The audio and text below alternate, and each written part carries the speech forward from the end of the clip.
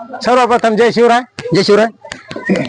माळस पिंपळगाव येथील आज मराठा आंदोलक जाण्यासाठी तयार झाले आहेत. हो.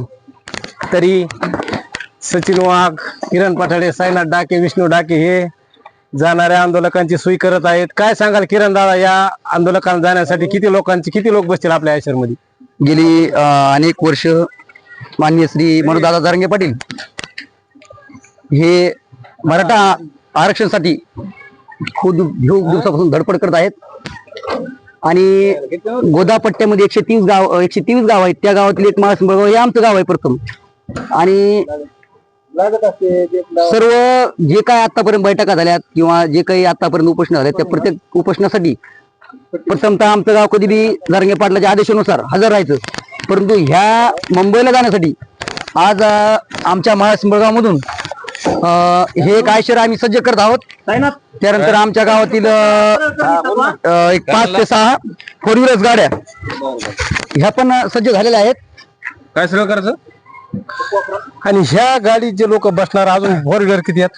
4 व्हीलर 4 आहेत आणि या गाडीत एक 30 लोकांची लिस्ट आलेली आहे. खाण्यापिण्याची सारी सोयी सगळं काही आम्ही एक गॅस,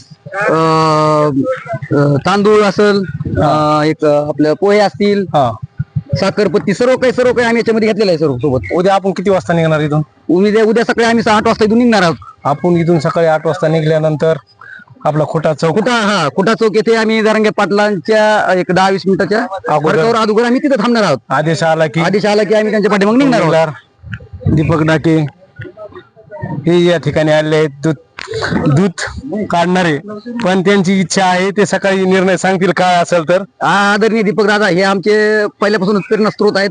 म्हणजे कधी पण जरांगे पाटील यांनी आदेश दिला की बाबा हे असं करा, तर मी अगोदर दीपक दादा आणि आमचे संदीप भैया डाके, कैलास डाके तथा साईनाथ डाके आणि तसेच आमचे भागवत बापू डाके यांचा सर्वप्रथम मी विचार घेतो आणि त्यानंतर मी माझं कार्य सुरू करतो आणि काय माझ्या कार्याला सर्व गावकऱ्यांचा सहमत असतात. ओके, जे काय सांगाल तुम्ही ते स्पष्ट आहे. पण उद्या सकाळी मनोज दादा जरांगे यांचा आदेश आला की आपण मुंबईच्या वाटेने, आदेश म्हणजे पूर्ण तयारी आमची झाली आहे, फक्त त्यांचा तिकडून आदेश आला की आम्ही म्हणजे निघलो. अंतरवाली कोण आम्ही निघतो, तुम्ही इकडून निघा. आम्हाला एक 8 किलोमीटरवरती खुटापाट आहे.